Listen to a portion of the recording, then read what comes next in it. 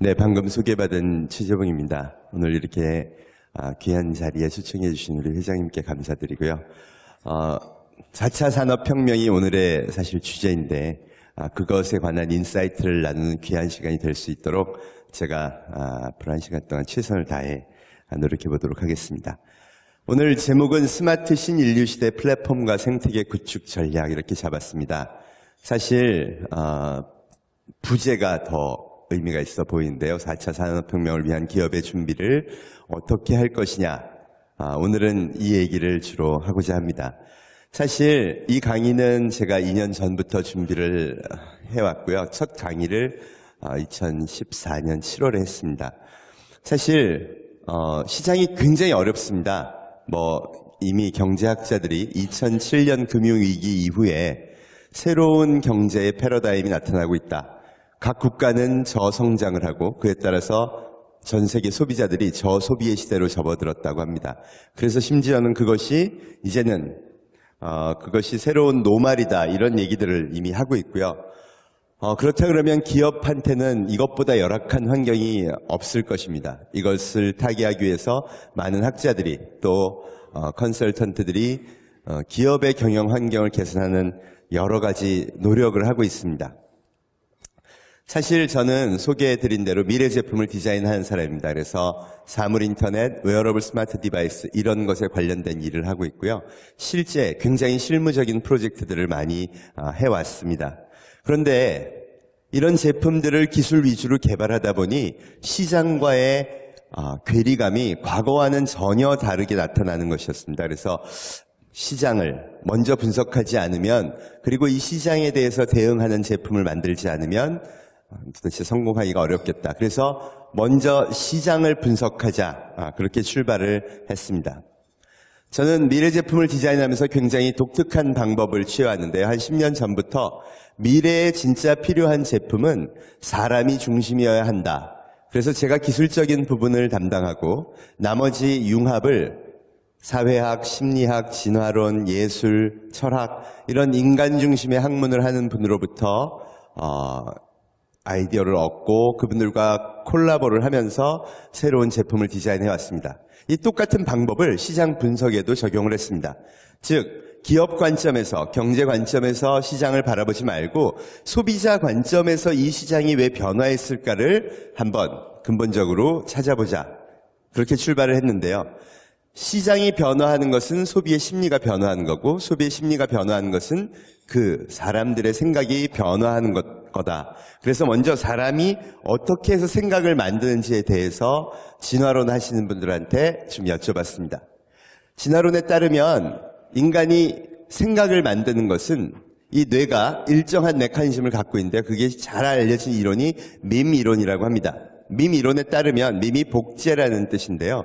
인간은 반드시 사회적 교류를 하고 그 교류를 통해서 정보가 뇌에 들어오면 그걸 복제해서 자기 생각을 만든다고 합니다.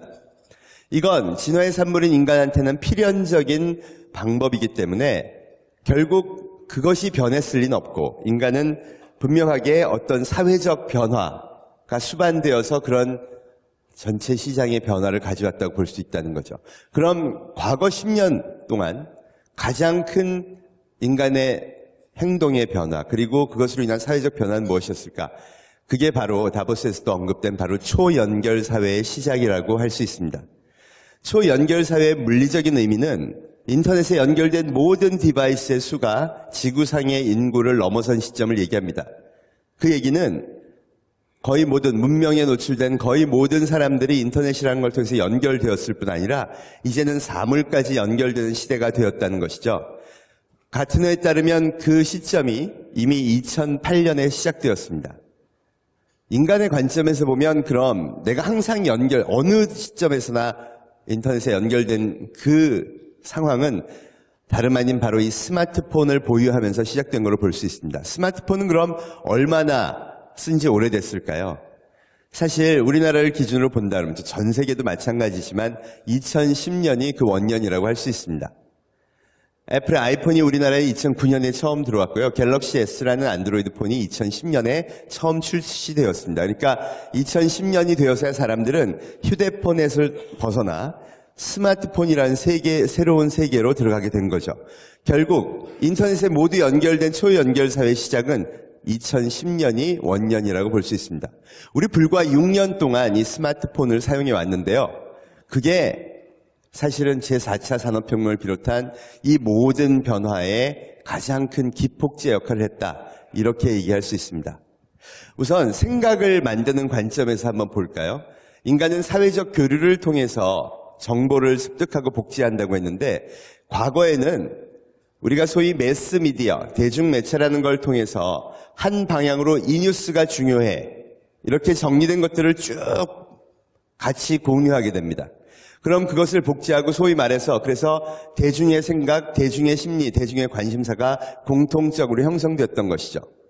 그런데 이걸 선택하고 나서 급격하게 어떤 정보를 선택하는데 자기의 자발적 선택이 시작됩니다. 오늘 아침에 혹시 뉴스나 아니면 신문을 종이로 된 신문을 보고 오신 분 한번 손들어 보실까요? 네, 2분 계십니다. 3분. 우리가 이미 우리나라 가구의 신문 구독률이 14.5%라고 합니다. 제가 대학 신입생들 대상으로 평생 신문을 한 번도 안 읽어본 사람 50% 이상이 손을 듭니다. 그러니까 우리가 더 이상은 정제되어 있는 정리된 뉴스를 공유하는 게 아니라 엄청난 양의 방대한 뉴스 중에서 내가 보고 싶은 것을 선택해서 보는 시대로 바뀐 거죠. 따라서 대중적 생각이 공유되는 것이 아니라 이제는 개별적 선택에 의한 생각을 만드는 시대가 되었고요. 두 번째는 그 분량이 폭발적으로 많이 늘어났다는 겁니다. 우리가 인터넷에서 검색하는 내용을 보면요.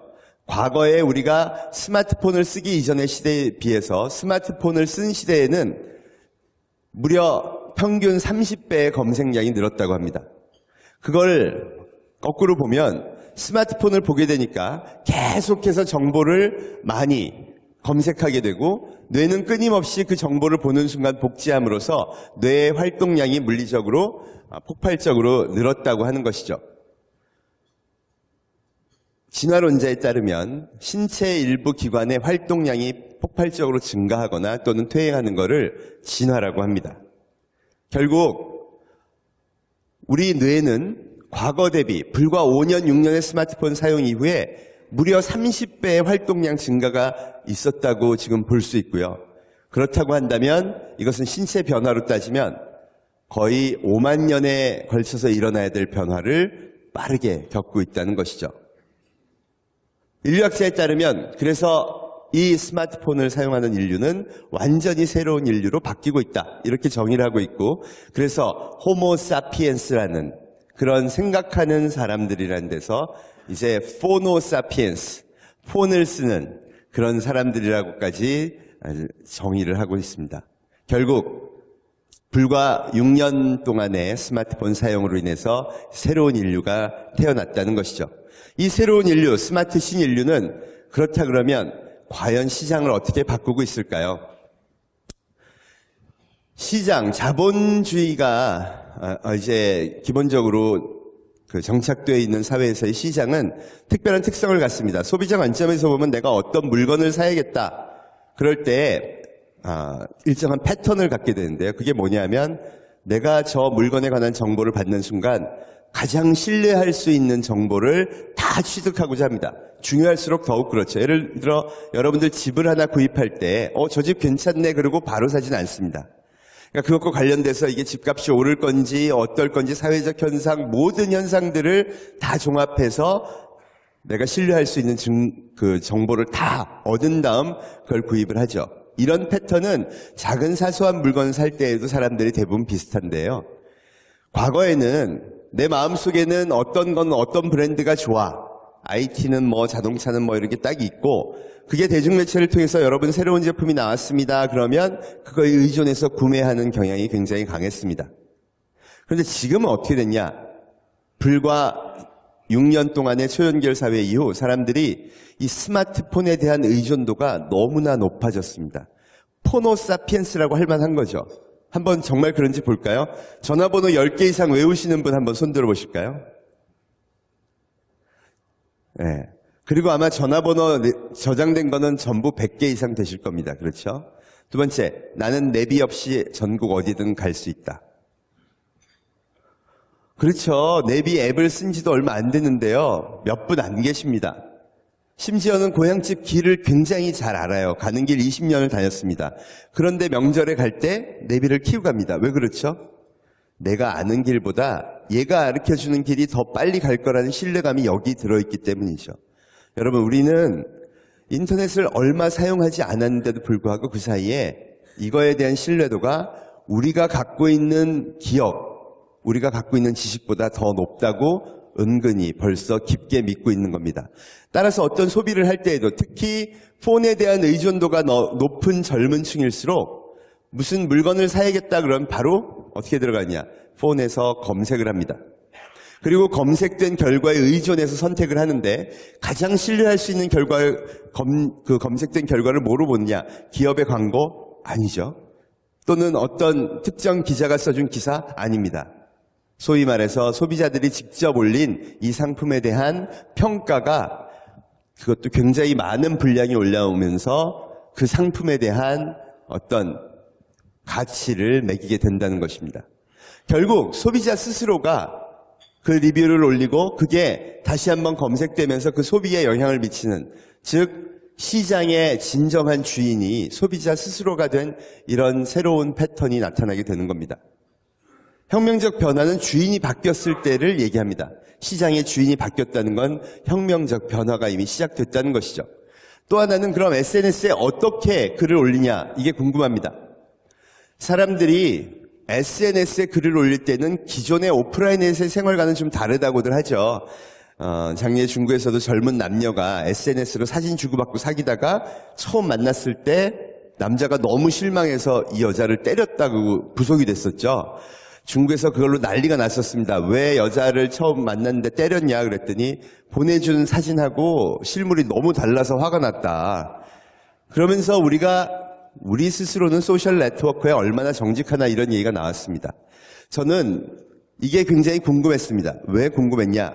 시장에 글을 올리는 심리 상태를 알아야 그게 새로운 소비의 패러다임을 결정하는 요소가 되기 때문입니다. 그래서 심리학과 교수님한테 물어봤죠.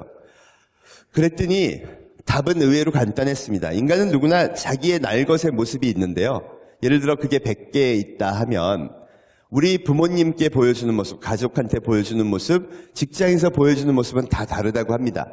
실제의 자기를 가려서 하는 게 아니라 실제의 자기 모습 중에서 이 상황에 가장 맞는 것을 취사 선택해서 그걸로 연출하는 게 우리가 사회생활을 하는 거다. 이렇게 이해하고 있기 때문에 그런 패턴은 소셜 네트워크에도 여실히 똑같이 적용된다고 하는 겁니다.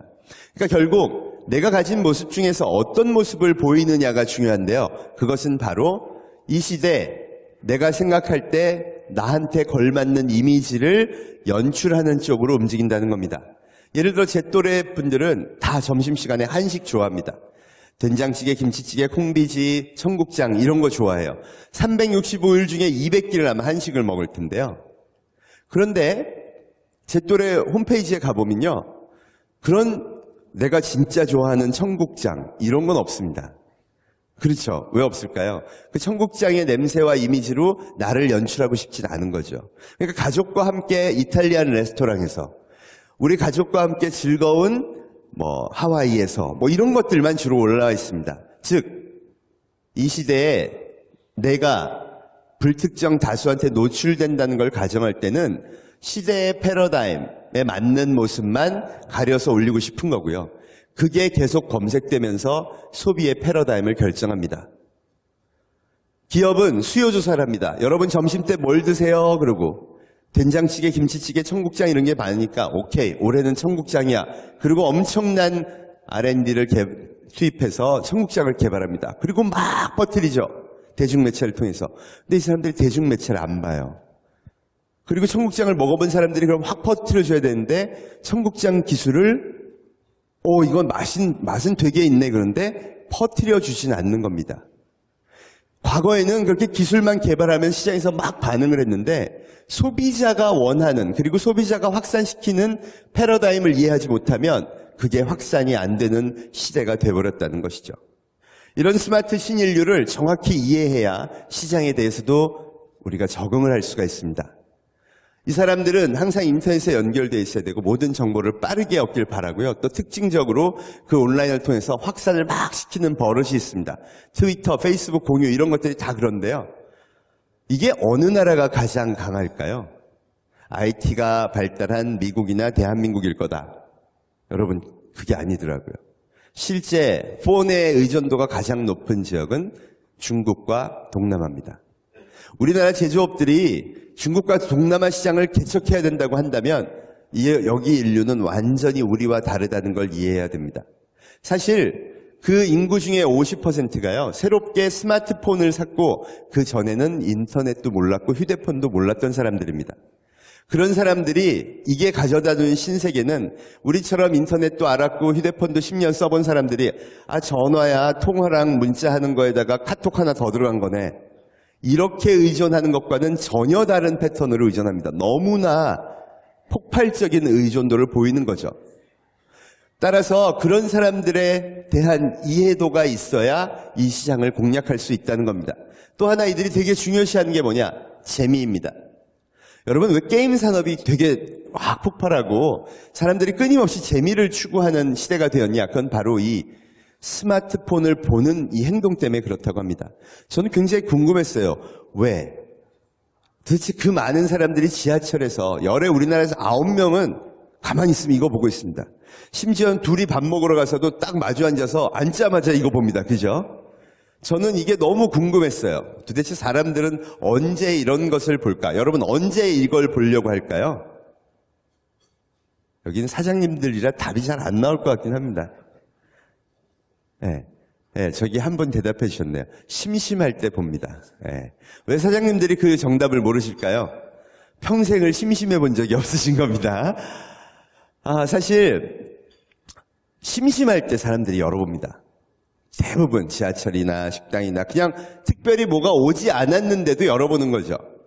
그런데 그래서 너무 궁금해서 저는 진화론 하신 분과 의사 선생님한테 물어봤습니다. 왜 열어보죠? 그랬더니 의학적으로는 심심한 상태에서 이걸 딱 열어서 재미있는 상태가 딱 되면요. 도파민이라는 기분 좋아지는 호르몬이 나온답니다. 이 도파민은 의학적으로는 면역체계를 강화하는 거죠. 그래서 막 웃으면 복이 온다, 웃으면 면역체계가 강화된다 하는 게 이 도파민이라는 호르몬이 분비돼서 그런데요. 실제로 도파민 분비 장애로 발생하는 병이 파킨슨 병이라고 합니다. 굉장히 중요한 호르몬이죠. 진화론에 따르면 진화의 증거 중에 하나가 인간은 생존 확률을 높이기 위해서 진화했는데 그래서 늘 재미를 추구한다는 겁니다. 결국 우리가 스마트폰을 시시각각 열어보는 이유는 그 도파민이 가장 큰 에너지원인 거죠. 역설적으로 얘기하면 우리가 스마트폰을 열어보는 순간 10대고 20대고 30대고 70대고 전부 다 다른 컨텐츠를 보는데 결과론적으로는 더군다나 내가 선택하는 거니까 무슨 방송을 열어보는 게 아니니까 그 컨텐츠를 통해 내가 재미를 얻고 도파민이 충전된 상태가 된다는 겁니다. 이게 여러분 새로운 노말입니다. 도파민, 재미가 충전되어 있는 상태. 그럼 어떻게 될까요? 옛날에 우리의 아빠는요. 회사에서 열심히 일하고 너무 바쁘고 야근하시느라고 나랑 말도 몇 마디 안 했고 무뚝뚝하고 집에 와서는 그냥 잠만 자는 그렇지만 성실하고 믿음직한 아빠였는데 지금의 아이들한테 그 아빠는 무슨 아빠가 된 거죠? 그냥 단순하게 노잼 아빠가 된 겁니다. 재미없는 아빠. 왜? 하루 종일 게임하고 뭐 즐거운 거 보고 웹툰 보고 늘 즐거움으로 기준이 차 있는데 재미없는 거에는 관심이 없어지는 거예요.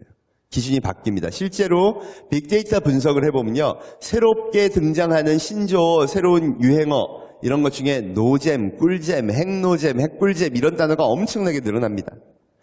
행동의 변화가 그걸 이끌어낸 거죠. 이게 왜 중요할까요? 여러분, 새로운 상품을 기획할 때 그 안에 들어있는 것이건 그걸 선전하는 광고건 재미가 없으면 아무도 안 들여다보는 시대가 됐다는 겁니다.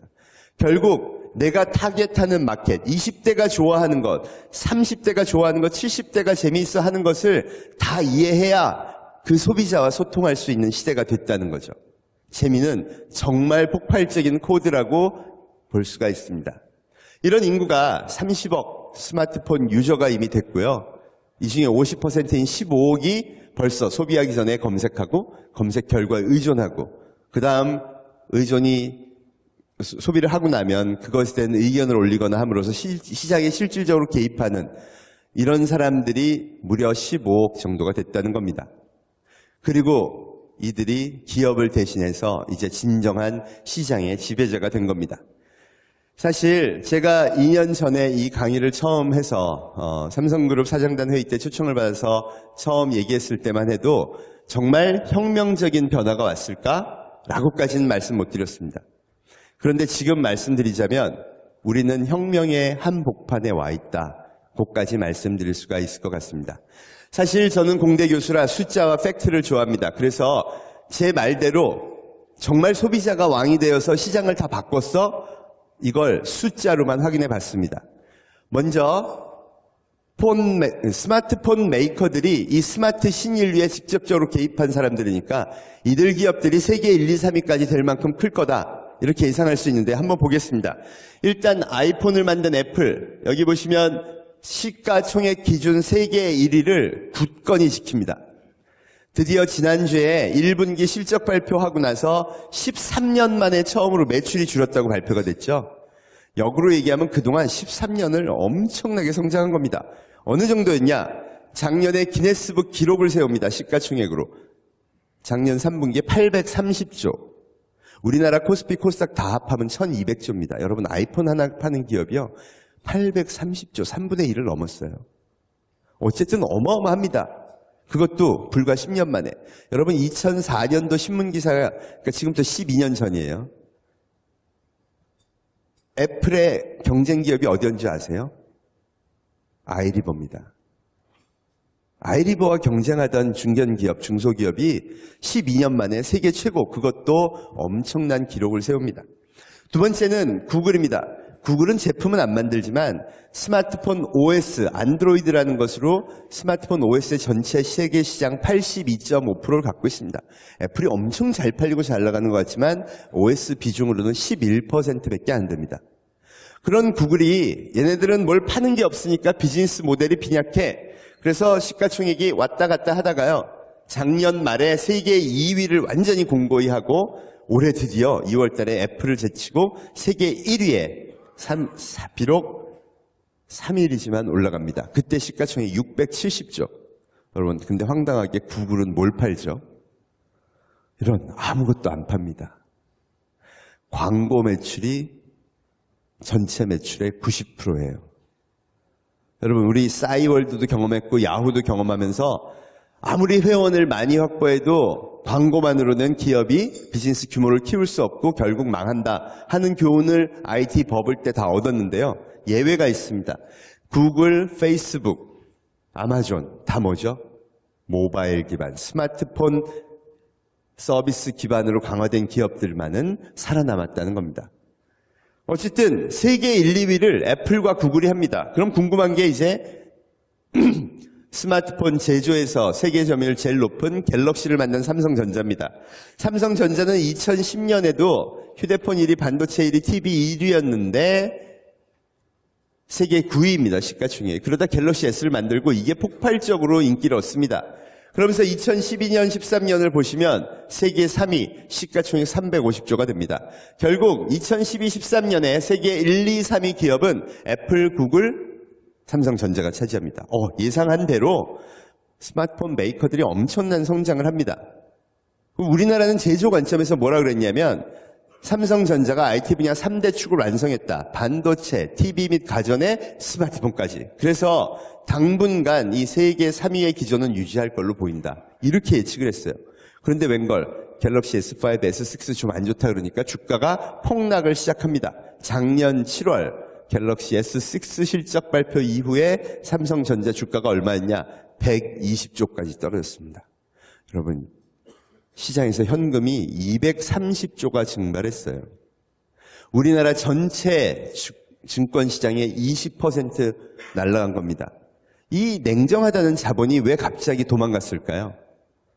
명확한 건, 팩트로 인지할 수 있는 건 우리가 생각하는 것만큼 제조에서의 영향이 강한 게 아니라 스마트폰에 대한 민감도가 굉장히 강하다는 겁니다. 왜 그러냐면 사실 그 분기에 삼성전자에 적자가 있었냐? 아니요. 5조 흑자였습니다.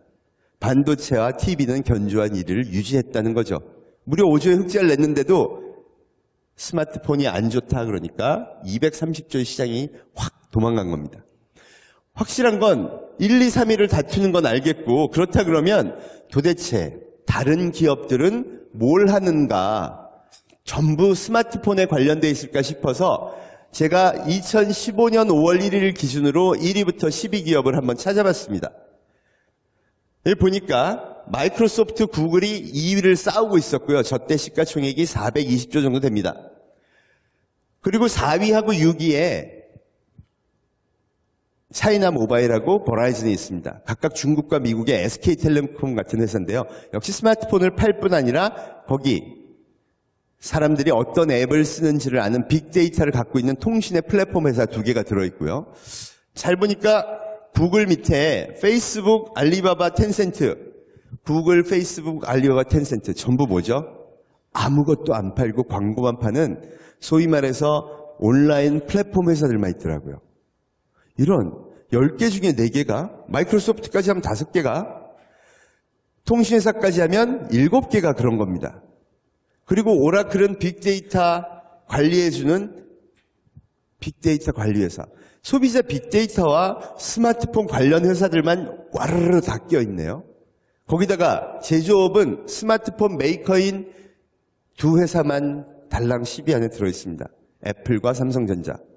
더 충격적인 건 저 기업들 중에서 공장을 가지고 있고 제조기술 혁신을 통해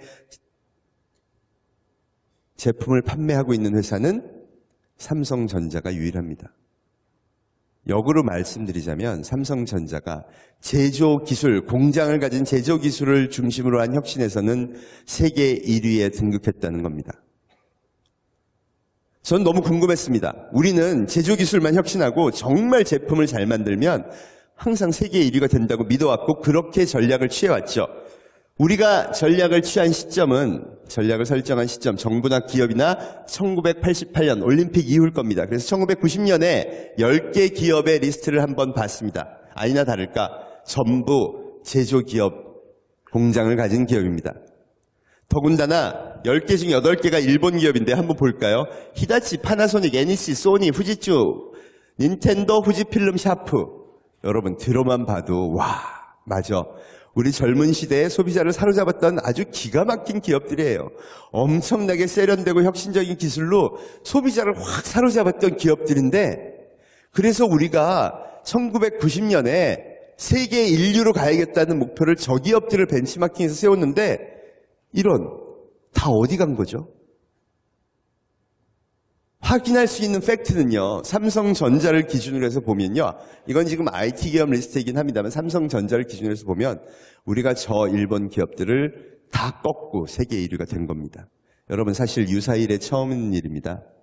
한때 식민지였고 전쟁 폐허였던 국가, 원천 기술도 하나 없는 국가에서 사람들만의 힘으로 세계 1위에 소비자가 직접 선택하는 사랑받는 그것도 첨단 제품, 첨단 기술의 집약체인 제품에서 세계 1위가 됐다.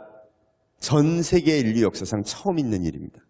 놀라운 일을 사실은 여기 계신 우리의 기성세대 분들이 만들어낸 거죠.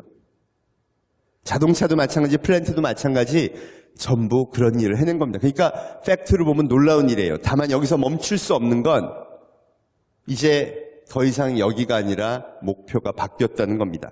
저는 정말 제조기업이 다 어디로 갔을까? 그리고 그 원인은 제가 제시한 것처럼 시장의 주인이 기업에서 소비자로 바뀌었기 때문일까를 한번 찾아봤습니다.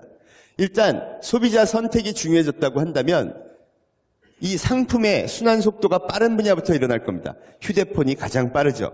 2008년 휴대폰 분야 세계 1위는 노키아, 시장 점유율 40%였습니다. 2위가 삼성전자, 3위가 모토로라였고요. 4위가 LG전자였습니다. 일단 사람들은 이 상태를 계속 유지하고 싶었는데 소비자가 나는 스마트폰이 생겼네. 그것도 선택할지 몰라. 너희 어떻게 할 거야? 즉 시장의 강요에 의해서 내가 스마트폰으로 갈까 아니면 그냥 휴대폰으로 갈까를 결정해야 되는 상황에 몰렸습니다. 세계 2위인 삼성전자가 굉장히 모험적인 선택을 하죠. 아직까지 한 번도 제조를 안 해본 구글이라는 파트너를 딱 잡고 우리 그냥 안드로이드 폰으로 갈 거야. 스마트폰 갑니다. 결정을 해버립니다. 1, 3, 4위 세계의 시장 점유율 70%가 고민에 빠집니다. 그래서 가장 합리적 선택을 합니다. 세계 최고의 컨설팅 회사인 맥켄지, 버스턴 컨설팅 이런 회사에다가 우리 회사의 방향을 진단해 주시오. 수백억을 드립니다. 여러분 세계 최고의 컨설팅 컴퍼니가 이 결론이 몰고 올 파장을 알고 있죠. 최선을 다해 세계 최고의 석학들을 모아 여기에 대응해서 결론을 내줍니다. 스마트폰은 오래 못 갑니다. 여러분 독자 OS 가도 충분합니다. 그렇게 결론을 내주고 그거에 따라 1, 3, 4위가 휴대폰으로 그냥 갑니다. 물론 결과는 참담합니다. 노키아 140년 됐고 한때 핀란드 GDP의 37%를 차지하던 기업이 3년 만에 망하죠. 드디어 그리고 MS에 팔렸다가 MS도 이건 정말 필요 없는 기업이야. 그리고 최근에 팍스콘에 팔았습니다. 네, 그게 바로 지난주 일이죠. 모토로라. 여러분 어떤 기업입니까? 우리 벽돌폰을 어느 날 갑자기 이렇게 얇은 스타텍으로 만들어 왔어요. 1990년에 우리가 너무나 갖고 싶던 기술의 상징이자 어마어마한 특허 중심의 기업입니다. 여러분 구글에 팔렸다가 중국의 레노버에 팔립니다. 레노버가 모토로라는 브랜드를 갖고 해보니까 야, 이 브랜드 이미지가 썩었어. 그걸 버려버려요. 없어져 버렸습니다. 이게 3년 만에 일어난 일입니다. 일본 기업은 어디 갔을까요? 닌텐도, 파나소닉, 소니. 진짜 우리 마음에 세계 최고의 기업으로 따라가고 싶었던 기업에서 어디 갔죠? 여러분 아마 이런 자리, 불과 5년 전 MB 정권 시절에 이런 자리에서 닌텐도를 따라해야 됩니다라는 강사 얘기를 너무나 많이 들으셨을 거예요. 그죠? 그게 핵심이 뭐냐? R&D는 한 방향으로 100년은 해야 된다. 왜냐하면 닌텐도가 게임 컨텐츠 크리에이티비티로 100년을 노력해온 기업입니다. 전자게임을 만들기 전에 100년 전에 만든 게 화투였어요. 그런 기업을 따라해야 된다. 틀린 말 아닙니다. 아주 일반적이고 잘 맞는 상식이죠. 사실 일본의 기업들의 경영 철학 중에 하나가 R&D는 100년을 하고 그 기술을 끊임없이 모아서 소비자들한테 매년 보여주면 절대 소비자는 배신하지 않는다였습니다. 그게 틀린 거였을까요? 여러분 제가 빅데이터를 조사해보면요. 전혀 틀린 선택이 아니었습니다. 2004년도에 보면 요 보라색이 소니의 검색 빈도, 이 구글이 제공하는 서비스인데요. 소니를 2004년도에는 삼성전자보다 사람들이 3배 이상을 검색했다는 겁니다. 그게 무슨 얘기일까요? 내가 IT 제품을 VTR이건 TV건 사려고 마음을 먹으면 내 마음속에 세계 1위는 소니. 그래서 소니를 검색하고 사는 겁니다. 그게 복제된 마음이 전혀 바뀌지 않았다는 거죠. 여러분 2004년만 그랬을까요? 우리 1990년대로 돌아가 보겠습니다. 우리가 처음 TV라는 걸 집에 장만할 때 솔직히 말해서 내 거실에 소니가 있는 게 있어 보입니까? 아니면 LG나 삼성 TV가 있는 게 있어 보였나요? 부인할 수 없으시죠? 여러분 그게 90년대만 그랬을까요? 솔직히 1차 산업혁명 이후에 후진국에서 어떤 첨단 기술이 집약된 제품을 만들어서 전 세계인의 마음을 움직였던 건 단 한 번도 없습니다. 말레이시아, 대한민국이 그런 걸 만들 거라고 상상했던 적도 없습니다. 그리고 그걸 사줬던 소비자도 당연히 없었습니다.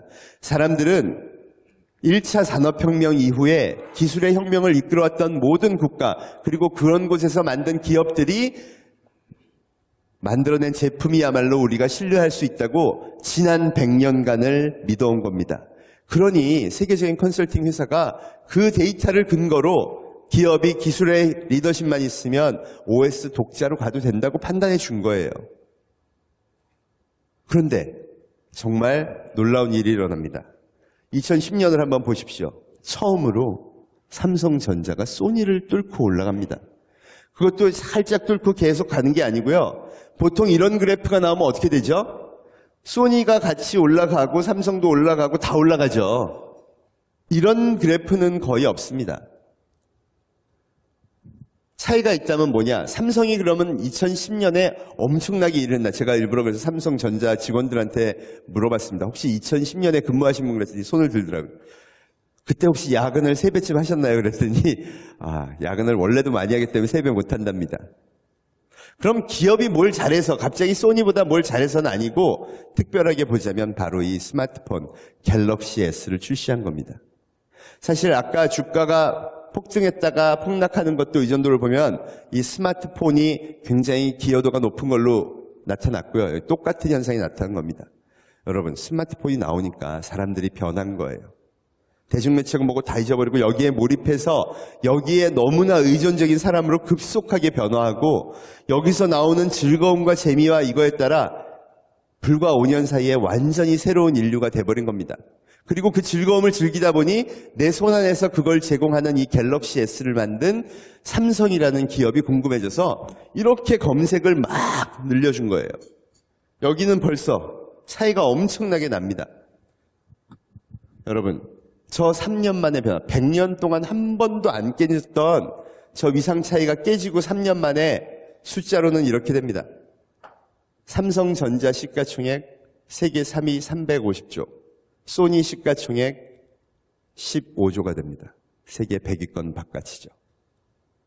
닌텐도도 역시 15조까지 떨어집니다. 세계 8위였던 기업, 일본의 모든 기업이 다 그렇습니다.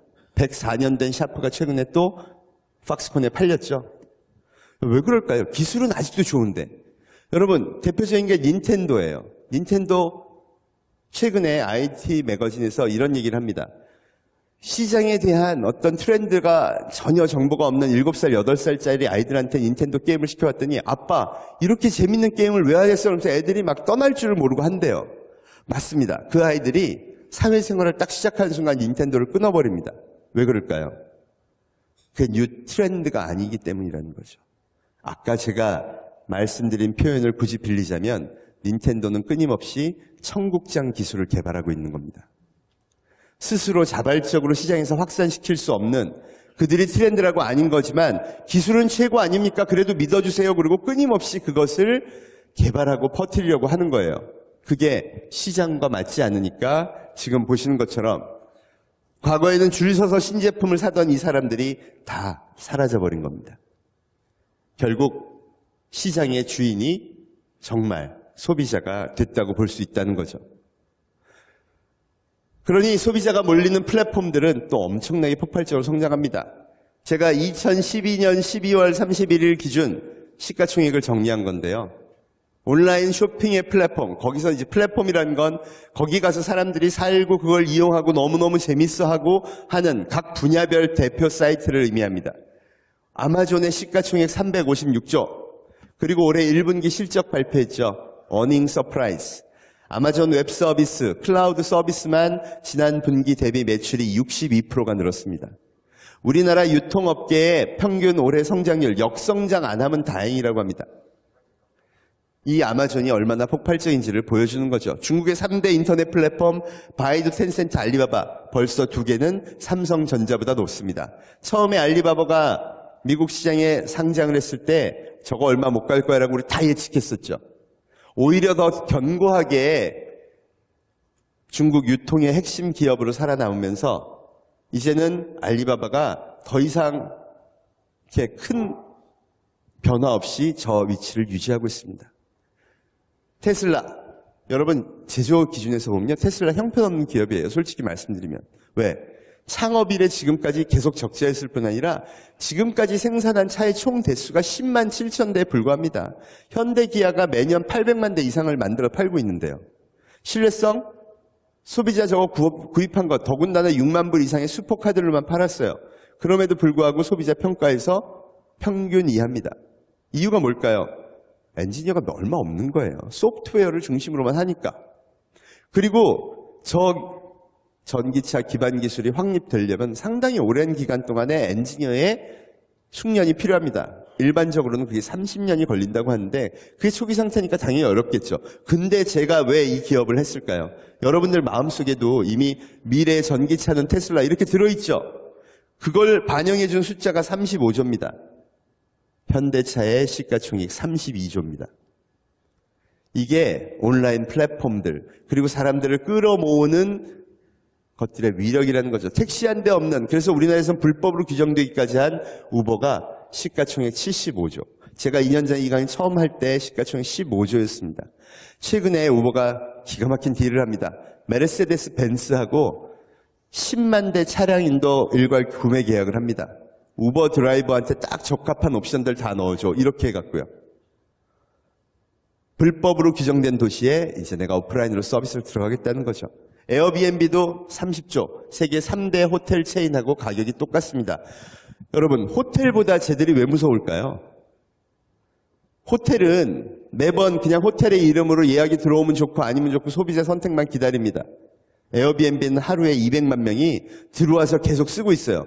그런데 호텔 서비스 외에 이 서비스는 어떠세요라고 제안을 금방 할 수 있죠. 우버 하루 200만 명의 유저가 있습니다. 택시 말고 이 서비스는 어떠세요? 금방 할 수 있죠. 이미 우버 이츠라는 식당 음식 딜리버리 서비스까지 나왔어요. 그러니까 그 사람들, 우버 서비스와 에어비앤비 서비스에 꽉 물들어 있는 사람들한테 새로운 서비스를 제공하기에 너무나 좋다는 겁니다.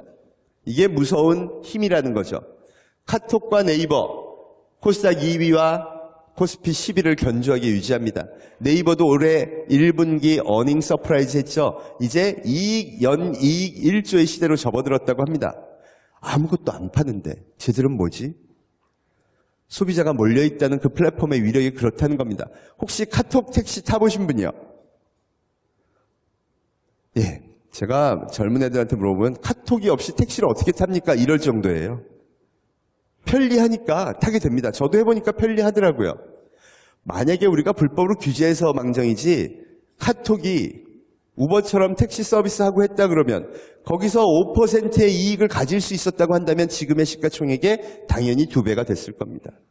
우리 사회가 아직까지 저걸 심리적으로 받아들이지 못할 뿐이지 노도와 같은 물결이 이미 우리 생활상에 다 퍼져 들어오고 있다는 것이죠.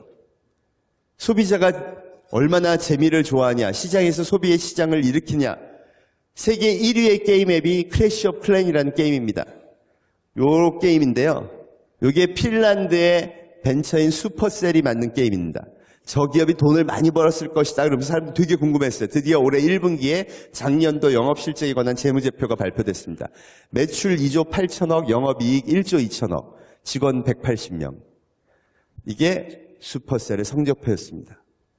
73%의 지분을 소프트뱅크, 일본 손정희 회장의 소프트뱅크가 가지고 있고요. 소프트뱅크 재무구조 기산을 위해서 이걸 팔겠다고 내놨더니 누가 달라들었을까요? 두 기업이 딱 붙었습니다. 중국의 알리바바와 텐센트가 붙었습니다. 빅데이터를 갖고 있으니까 게임은 앞으로 어떻게 될 거다라는 거에 대한 명확한 이해가 있으니까 총 어떤 돈을 들여서라도 투자하겠다는 거죠. 여러분, 동영상, 유튜브가 성장 속도를 우리나라에서 발표했는데 10년간을 매년 70%씩 성장했답니다. 어마어마하게 동영상을 많이 봐요. 지상파를 많이 보나? 아니요. 보니까 1인 방송이 늘어나는 겁니다. 여러분, 1인 방송의 폭발적인 추이가 어떻게 되느냐? 유튜브에서 매년 10대들한테 미국에서 조사를 했습니다. 너희가 진짜 만나고 싶은 우상이 누구야? 당연히 연예인, 특히 가수가 항상 1위였는데 2014년에 1위에서 5위가 유튜브 1인 방송자가 되더니 작년엔 1위에서 10위가 유튜브 1인 방송자로 꽉 차는 겁니다. 도대체 어떻게 된 일이야? 그러고 봤더니 퓨디파이라는 스웨덴 25살 먹은 청년이 1위. 그냥 하루 2시간씩 지 방에서 게임 재밌게 하려면 이렇게 하세요. 중계를 해요. 그런데 전 세계 평균 시청자 수 4천만 명. 누적 조회수가 500억을 돌파했습니다. 그런 사람이 없어요. 그리고 자기 프로에 광고 걸어서 작년에 벌은 수익이 140억이에요. 이게 이상합니다. 10대와 20대는 이제 전부 이런 걸 봐요. 우리나라는 아니겠지? 아니요. 우리나라도 작년에 모든 연예인을 제치고 대도서관 양띵, 악어, 김희부 이런 인물들이 최고 인기 연예인이 됐어요. 초등학생, 우리나라 초등학생의 가장 인기 있는 직종, 나 미래에 이런 사람이 될 거야. 5개 중에 하나가 BJ가 된 겁니다. 그러면서 이런 사람들을 대상으로 1인 방송을 기반으로 홈쇼핑도 하겠다, 뭐도 하겠다, 여러 전략이 나오고요. 그걸 아예 방송국으로 차리겠다 하는 게 바로 요새 나오는 MCN이라는 사업입니다. 이미 YG 엔터테인먼트도 MCN 사업을 하겠다고 합니다. 여러분, 4차 산업혁명의 융합이라고 했죠. 융합의 핵심이 뭔지 아세요? 소비자가 움직이는 거에 따라 새로운 산업이 형성되는 겁니다. 게임, 재미, 동영상. 동영상에 대해서 제가 왜 이렇게 얘기를 했냐. CBS의 전 사장인 앤드루 헤이워드가 전 세계 시장을 탁 보고 나서 여러분, 소비자가 주인이 되었고 그 소비자는 지금 뭘 선택하느냐? 동영상과 미디어만 봅니다. 그럼 여러분의 기업을 그 소비자한테 소개시켜 주려면 어떻게 해야 될까요? 여러분이 바로 미디어 기업이 되어야 됩니다. 이렇게 얘기를 했습니다. 결국 4차 산업혁명의 핵심은 이 변화하는 소비자에 우리가 맞춰주는 수밖에 없고요. 그러려면 모든 패러다임이 바뀌어야 된다는 겁니다. 실제로 상식도 버려야 됩니다. 회장님, 제가 질문 하나 드리겠습니다. 전 세계적으로 보면 일본의 팝, 그러니까 J-팝하고 K-팝하고 어느 게 인기도가 더 좋을까요? 네, K-팝이 좋습니다. 정답이십니다. 몇 배나 더 인기가 좋을까요? 수십 배. 제가 질문하신 분 중에 제일 정확한 답변을 주신 분입니다. 수십 배. 제가 여태까지 들은 건 10배 정도입니다. 여기 보시면요. 우리 상식으로는 그 나라의 대중가수의 세계적인 인지도는 그 나라 음반시장의 크기에 비례한다. 이게 일반 상식입니다. 일본의 음반시장이 우리나라보다 정확히 100배가 큰데요. 그래서 2004년도에 구글에서의 K-팝 검색수와 J-팝 검색수를 해보면 J-팝이 100배가 높습니다. 상식에 딱 맞는 거죠. 그리고 2010년이 되니까 이걸 이해할 수가 없게 올라갑니다. 여기 2015년은 더 올라갔고요. 아까 수십 배라고 말씀하셨는데 최근에 평균은 10,000배가 높고요. 엑소나 빅뱅이 신곡을 발표한 날이면 100만 배가 높습니다. 만약에 여러분 우리가 상품을 기획합니다. 이제 광고를 해야 돼. 우리는 음악과 관련된 거니까 K-팝이나 J-팝에 뮤직비디오에다 넣어서 날리자. 우리가 생각할 때는 J-팝이 인기가 많이 떨어져서 K-팝이 J-팝보다는 일본에서 10배는 인기가 좋을 거야. 그럼 10배 광고 대비 비용 책정해서 내보냅니다. 근데 실제 몇 배요? 10,000배에서 100만 배예요. 그럼 뭐가 되죠? 헛돈을 쓰는 겁니다. 소비자 빅데이터를 이해하지 못하면 우리가 갖고 있던 2010년 이전의 상식으로 대응하면 이제 비즈니스가 안 된다는 거예요. 이상하게 왜 안 되지가 아니라 상식이 달라졌기 때문입니다. 그래서 뭐라 그러냐?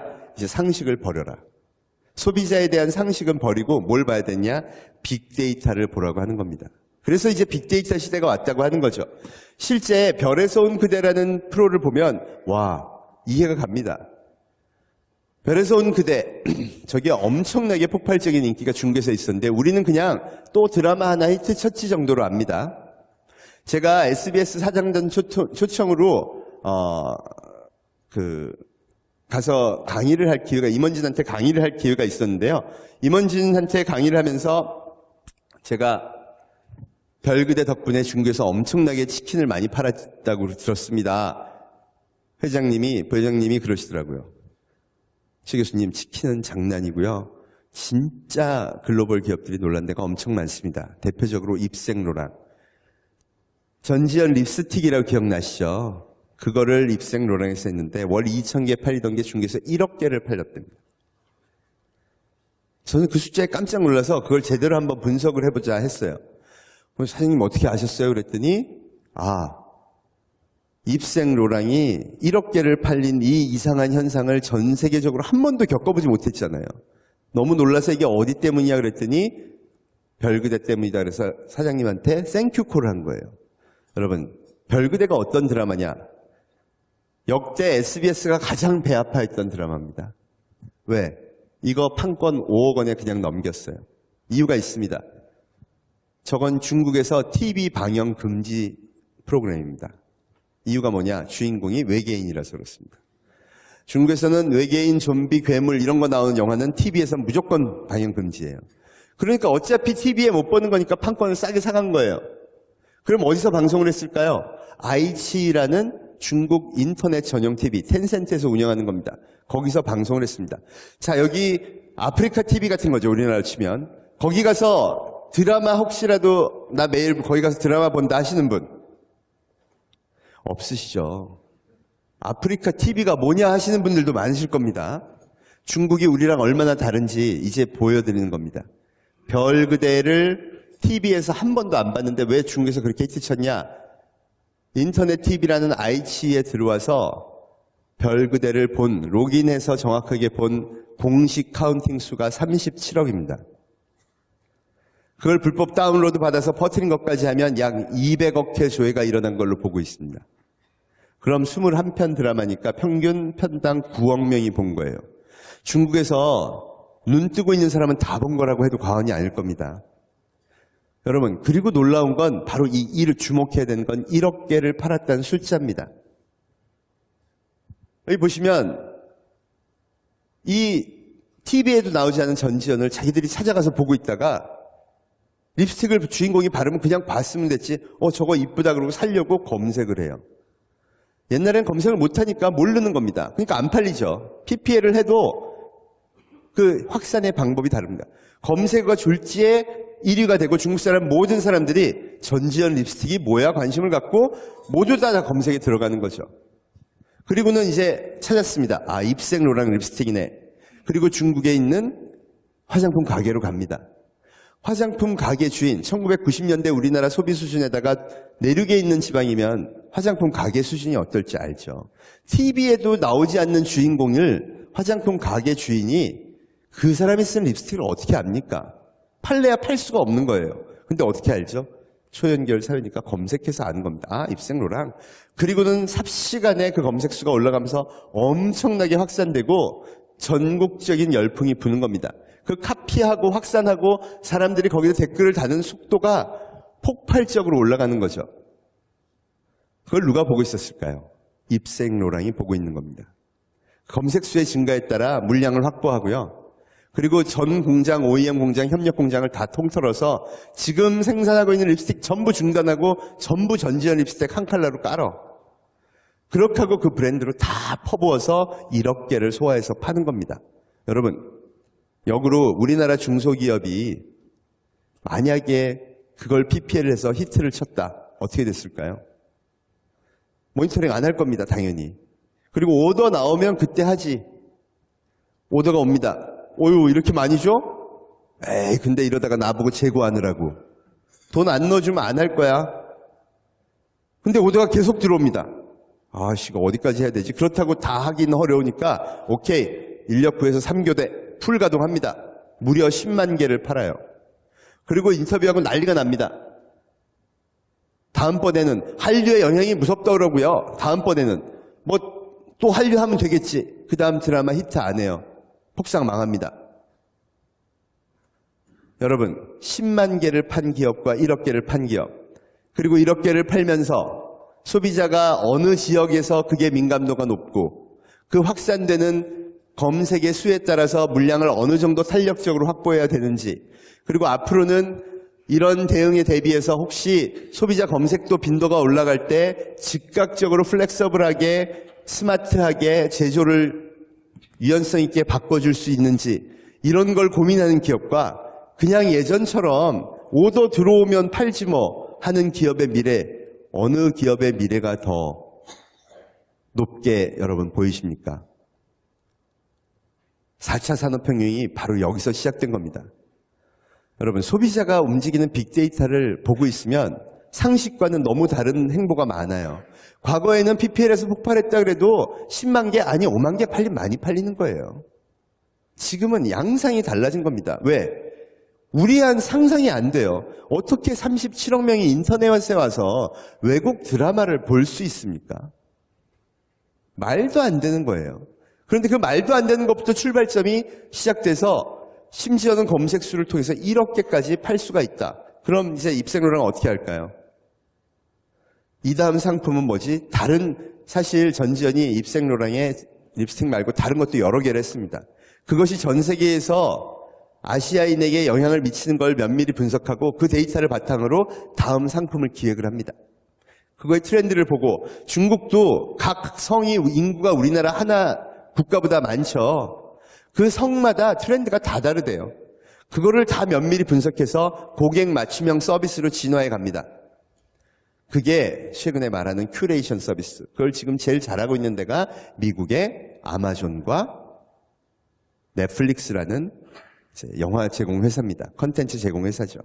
얘들은 어떻게 하고 있느냐? 아마존에서 이 상품 검색하면 여기 뽀로록 하고 너 이것도 관심 있지 이렇게 뜹니다. 근데 실제로 진짜 이건 나 찾던 건데 이렇게 되는 게 많대요. 심지어 그거를 5만 개가 넘는 카테고리로 고객을 분석해서 요거 찍으면 당연히 요거 좋은 걸로. 넷플릭스 7만 8천 개의 카테고리로 이 사람이 영화를 요거 세 개를 보면 그 다음엔 요렇게 쪼르르 좋아할 거야를 딱 보내준답니다. 그걸 미국 사람들이 너무 좋아한대요. 그래서 확산 일로에 있는 겁니다. 이 소비자 빅데이터에 근거해서 비즈니스를 만들어내는 것, 이게 미국의 강점이고요. 이걸 요새 우리가 뭐라 그러냐? 소프트 파워에 의한 4차 산업혁명이라고 얘기하는 겁니다. 결국 시장의 주인이 된 소비자의 트렌드를 맞춰가면서 하는 거죠. 그런데 5만 개, 8만 개의 카테고리별로 나눠서 소비자에 대응하려면 이 분석이 인간의 힘으로 잘 안 되겠죠. 그래서 알고리즘을 인간이 만들고 그걸 누구한테 시키느냐? 인공지능한테 시키는 겁니다. 그래서 AI 기반의 큐레이션 서비스가 최근에 가장 서비스 산업계의 화두가 되고 있는 거죠. 뒷단에서는 매뉴팩처링 시스템을 10개를 한때는 2,000개를 만들다가 1억 개까지도 익스펜션을 시킬 수 있어야 되고 그때에도 인건비나 뭐나 이런 것들이 안 들어갈 수 있게 해야 되고 소비자가 반응하는 속도에 따라서 아주 빠르게 그 물량이 어마어마하게 확대됐다가 적게 됐다가 해야 됩니다. 이러려면 어떻게 될까요? 스마트 팩토리가 돼야 되는 거죠. 사람 구하고 뭐하고 대응 늦게 하고 그거 히트해서 막 클릭수 올라가는데 우리 납품은 한 달이 넘어야 되는데요. 다 끝나는 겁니다. 이 스마트 팩토리를 만들어서 세계 시장에 이끌고 가야겠다. 제조업을 핵심으로 삼는 국가에서 나오는 게 바로 그거죠. 그래서 독일과 일본이 이 인더스트리 4.0을 얘기하는 겁니다. 결국 산업혁명은 이미 눈으로만 봐도 시장의 흐름만 봐도 소비에서 사람들이 반응하는 것만 봐도 분명히 우리는 그 한복판에 와 있어요. 우리가 지속적으로 그냥 오더 주면 만들어서 팔고 아니면 가만히 있고 여기 있을 것이냐 아니면 소비자와 연동해서 비즈니스를 할 뿐 아니라 그 소비자들의 반응에 의해서 우리가 스스로 움직이며 새로운 것을 만들어낼 것이냐 하는 게 우리의 이제 선택의 기로에 있는 겁니다. 실제로 우리는 놀라운 게 많은데요. 아모레퍼시픽이 급작스레 중국에서 성공한 것도 사실은 중국 비즈니스에서 하나를 바꾼 거라고 합니다.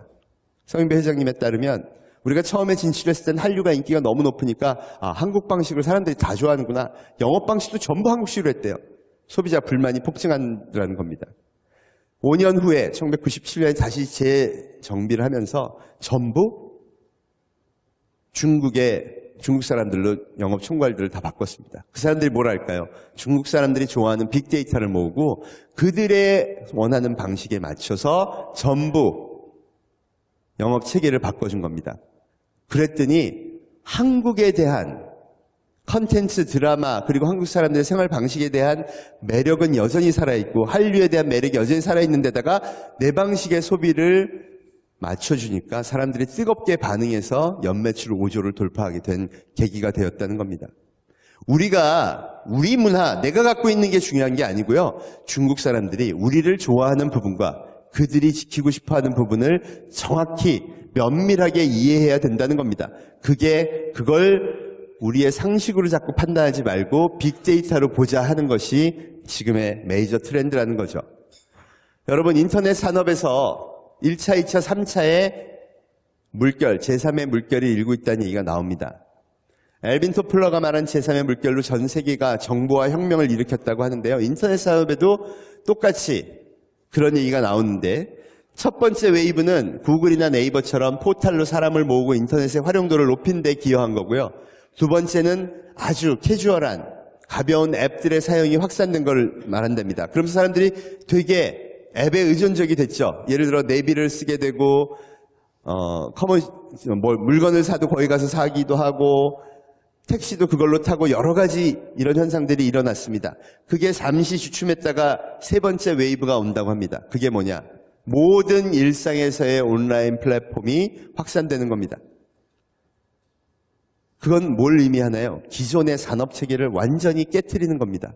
대표적인 게 이미 우버가 보여주고 있습니다. 여러분, 우버가 샌프란시스코에서는 어떤 현상을 일으켰느냐? 이미 올해 초에 샌프란시스코 기존 택시업자의 90%가 폐업 신고를 했습니다. 샌프란시스코 의회는 왜 그걸 가만 놔뒀을까요? 그 사람들 편을 들어줘야지. 여론조사를 했더니 소비자는 좋아하고요. 택시기사도 우버기사가 만족도가 더 높더라는 겁니다. 아, 그래? 그럼 전환시켜도 되겠다. 그럼 택시회사 사람들한테는 뭐라고 설명했을까요? 여러분, 지난 50년간 이 기존의 사회가 만들어준 규범을 통해서 여러분은 많은 돈을 벌었습니다. 이제 새로운 혁신의 세대한테 그 시스템 물려주고 여러분은 그 축적한 부를 가지고 다른 도전을 하십시오. 이게 샌프란시스코 의회의 판결이었습니다. 우리 언제 그렇게 되지 않을까요? 만약 우리가 대법원에서 우버 이제 됩니다. 우리나라도. 또 에어비앤비 우리나라도 됩니다. 그러는 순간 영세한 택시 사업자들 갈 곳이 없어진다. 이 마음이 사라지고 이제 그런 혁신의 생각을 가진 사람들한테 이 사람들이 넘겨줘야 하는 시대가 되었다. 그런 마음을 먹고 사회적 합의가 이루어지는 순간, 그 순간이 바로 제3의 물결이 사회를 휩쓰는 그날이라고 합니다. 모든 사회적 규범까지도 다 무너지면서 가장 경쟁력 있는 그리고 가장 사람들한테 가까이 있는 온라인 플랫폼이 산업계 전반을 바꾸는 그런 시대가 온다는 것이죠.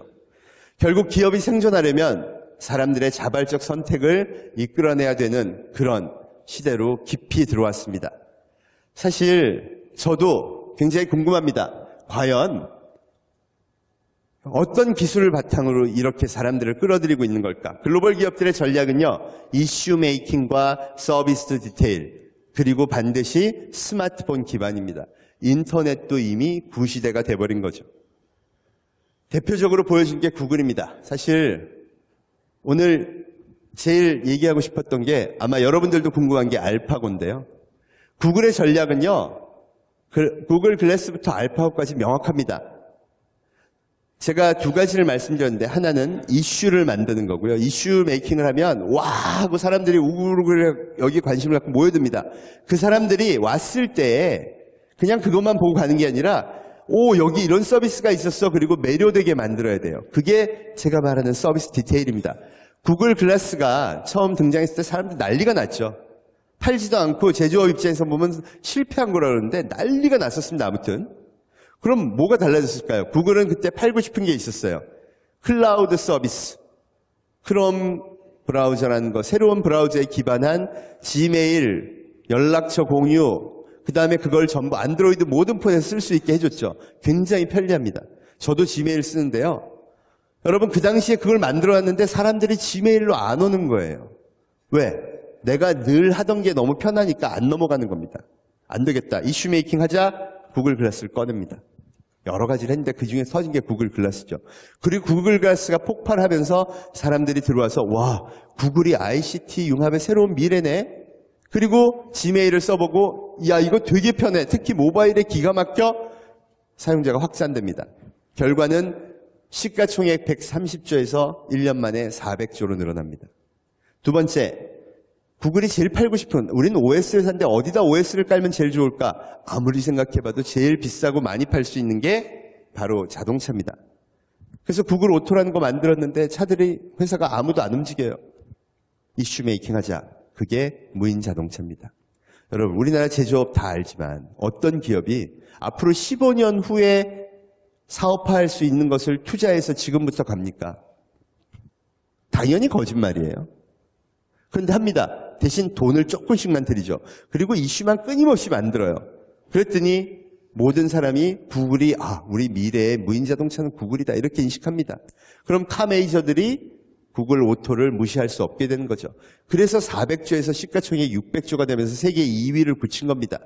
마지막 올해 알파고 똑같죠. 빅데이터 소비시대 그리고 4차 산업혁명에서 제일 중요한 기술이 뭘까요? 소비자 빅데이터, 그 수십억의 데이터를 분석해서 소비자 맞춤형 서비스를 만들어내는 건데 거기에 핵심 기술, 자기네들이 암만 생각해봐도 AI, 인공지능인 겁니다.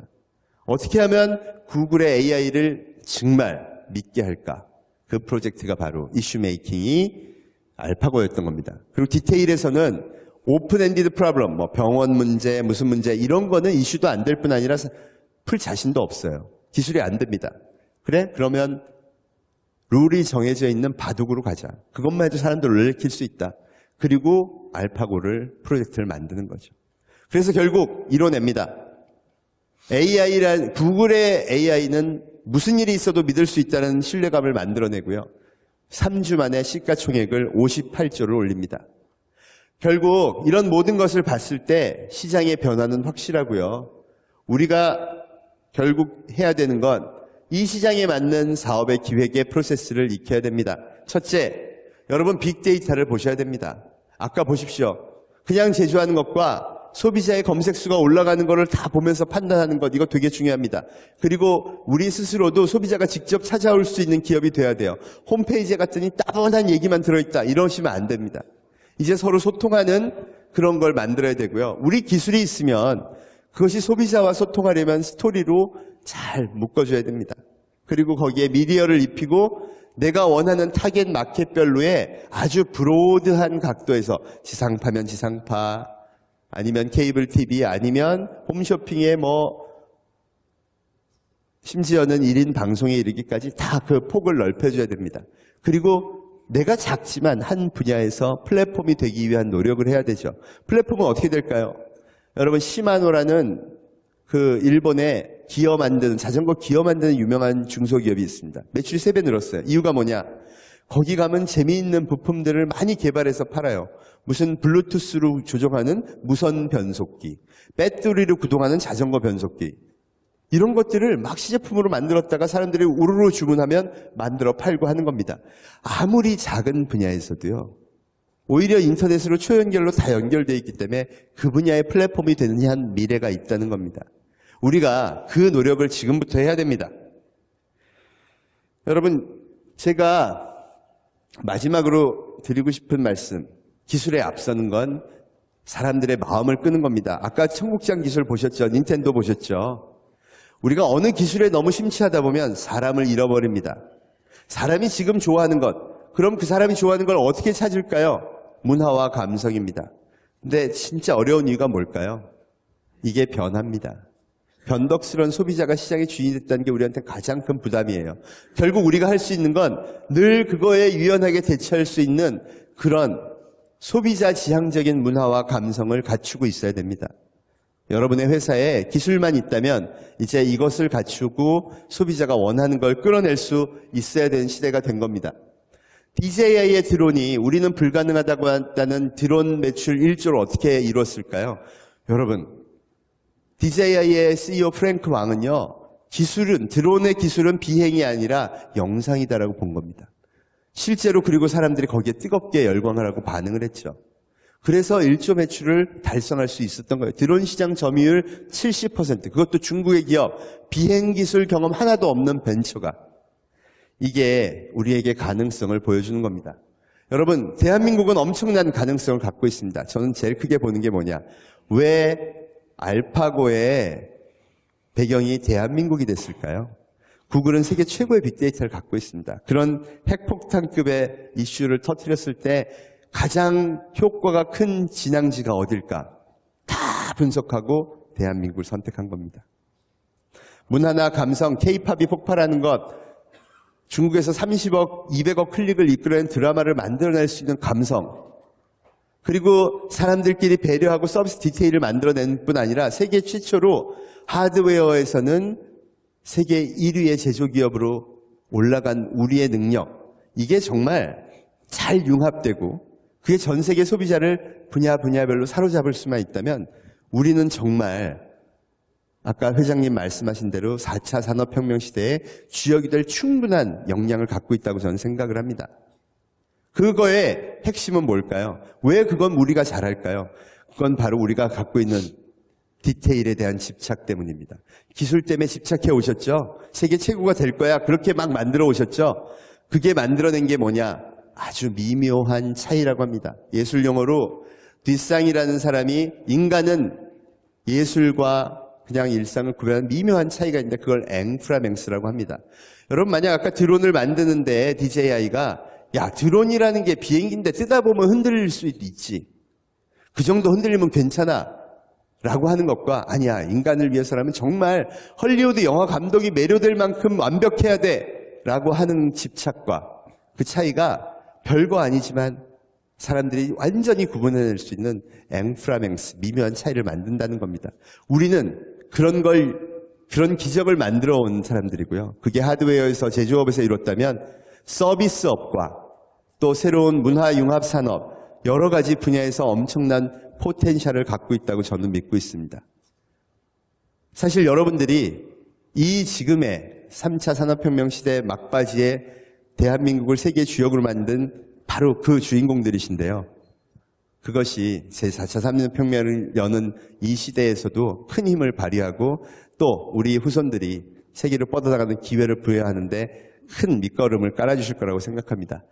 여러분들한테 그 주인공이 되셨던 기업인들 여러분들한테 개인적으로 굉장히 감사드리고 앞으로도 발전을 위해 크게 힘써 주시기를 다시 한번 부탁드립니다. 여러분 감사합니다. 네, 수고하셨습니다. 네, 4차 산업혁명 시대의 그 비즈니스 변화와 그리고 다양한 사례를 들어서 많은 이슈들을 제시해 주셨습니다. 그러면 오늘 강연에 대한 질의응답 시간을 잠깐 갖고자 합니다. 혹시 오늘 강연 내용 중 궁금한 사항이 있으시면 먼저 플로어에서 손을 들어주시면 저희가 마이크를 전달해 드리도록 하겠습니다. 혹시 질문하실 내용이 있으신지요? 그러면은 저희 그 질문 준비한 내용이 있습니다. 그래서 연사님 화면을 한번 봐주시겠습니까? 저희가 질문 내용을 그 정리한 내용인데요. 오늘 강연 중에서 사람이 그 중심에 있다고 말씀을 주셨습니다.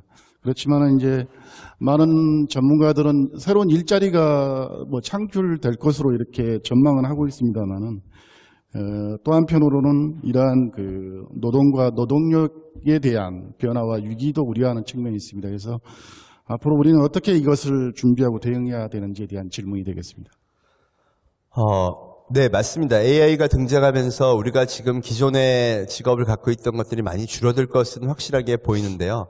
사실 일단 그 발전의 속도는 우리가 생각하는 것보다는 느릴 거라고는 예측하고 있습니다. 왜냐하면 게임이나 또 바둑 같은 룰이 정해진 거에 대해서는 사실 딥마인드나 AI가 굉장히 많은 진보를 보이는 건 확실합니다만 아직 완전히 오픈엔디드 프로블럼, 전혀 룰이 정해지지 않은 분야에서도 그렇게 될까는 그렇게 명확하진 않습니다. 무인 자동차 분야도 마찬가지인데요. 거의 됩니다. 그런데 사고는 100만 분의 1의 확률에서 계속 나는 거죠. 만약 100만 분의 1이 일상화되는 상황이라면 그 비즈니스를 할 수가 없게 되는데 그런 현상들이 이제 겹치고 있고요. 또 하나의 특징은 글로벌 마켓이라는 게 없어졌다는 겁니다. 아까 메가 트렌드, 즉 대중매체로 인해서 메가 트렌드라는 소비가 없어졌기 때문에 시장도 중국 시장 다르고 동남아 시장 다르고 미국, 대한민국 시장 다 달라졌어요. 그러면 어떤 인력이 필요할까요? 소비자 빅데이터 분석해서 인공지능을 한다고 하더라도 그 시장에 맞는 지능이 필요해지는 겁니다. 따라서 여기에도 굉장히 새로운 많은 인력, 대신 기존의 패턴과는 다른 방식의 생각하는 인력들이 많이 필요하게 되겠죠. 결국 그런 쪽에서 일자리가 다시 등장하지 않을까 이렇게 생각을 합니다. 예, 감사합니다. 혹시 다른 질문 없으면 오늘 강연 마치고자 합니다. 바쁘신 가운데 우리 회원님들을 위해서 유익하고 좋은 강연을 해주신 최재봉 교수님께 다시 한번 힘찬 박수 부탁드리겠습니다. 네, 감사합니다. 감사합니다.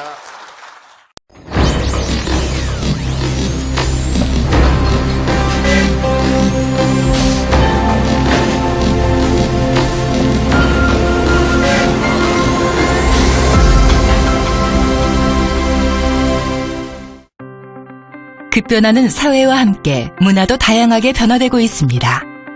디지털 시대에 맞게 사람들은 보다 빠르고 편리한 것을 원하는 욕구가 점점 커졌고 지불수단인 돈의 형태와 개념도 간편하고 편리하게 이용할 수 있도록 꾸준히 진화되고 있습니다.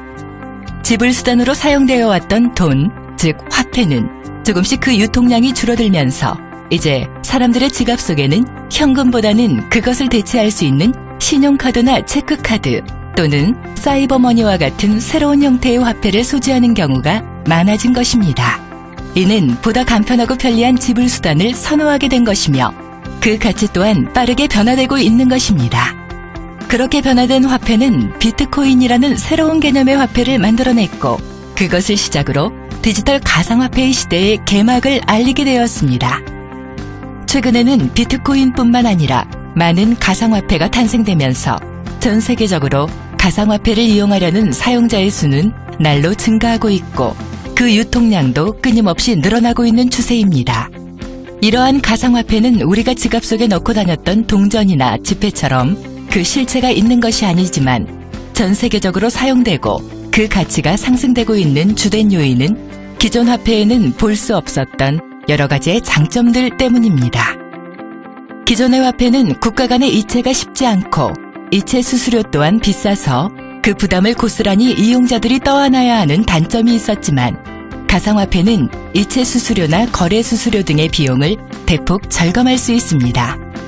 또한 은행 거래를 통해 재산 추적이나 세금을 부담해야 하는 문제점 등을 해결할 수 있고 새로운 계좌를 만들 때에도 별도의 본인 인증 절차가 없어 익명성이 보장된다는 장점이 있습니다. 가상화폐의 계좌를 지갑이라고 부르는데 이는 P2P를 기반으로 한 어플리케이션을 통해 쉽게 메일을 주고받듯이 이용자끼리 직접 거래가 이루어지는 것입니다.